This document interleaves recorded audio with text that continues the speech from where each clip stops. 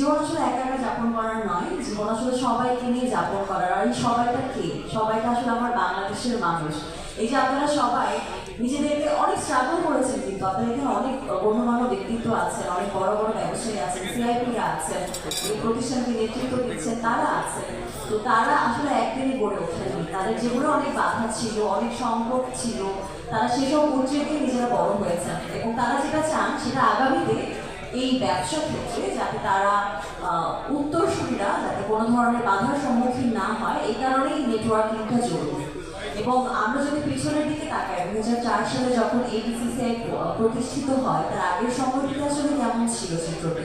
সেই সময় ব্যাপারগুলো খুবই টাফ ছিল, একটু ফেয়ার হবে সেটার অ্যানাউন্সমেন্ট দেশ পর্যন্ত আসলে অনেক সময় লেগে যেত, তখন ইন্টারনেট অ্যাভেলেবল ছিল না। সেই সময়টায় একটি বার্তা আসলে অ্যাম্বাসিতে যেত, অ্যাম্বাসি সেটা পত্রিকায় দিতেন বা সেখান থেকে নানান পত্রিকা কজন মানুষই বা পড়তেন। অনেক ক্ষুদ্র উদ্যোক্তা আছে যারা আসলে নিউজটি পেতেন না, অথচ এখন গুগল করলে আমরা সোশ্যাল মিডিয়া এগুলো সব কিছু পেয়ে যাই। এছাড়া এখন হোয়াটসঅ্যাপ আছে, একটা কল করলে অনেক কিছু অ্যাভেলেবল হয়ে যায় সবার জন্য। তবে কাজগুলোকে আরো শক্তভাবে আরো সুন্দরভাবে করবার জন্য যে দৃঢ় প্রতিজ্ঞা নিয়েছে এবিসিসিআই, সেটি প্রশংসনীয়। আমরা একটা জোরে করতালি যেরকম এবিসিসিআই যারা সম্মানিত অতিথিরা আছেন তাদের জন্য। তাদের জীবনটা অনেকটাই আসলে গোছানো হয়ে গেছে, জীবনের সবটাই উপভোগ করা হয়ে গেছে। এবার তারা গড়ার দায়িত্বটা নিয়েছে, তাদেরকে অনেক ধন্যবাদ জানাই।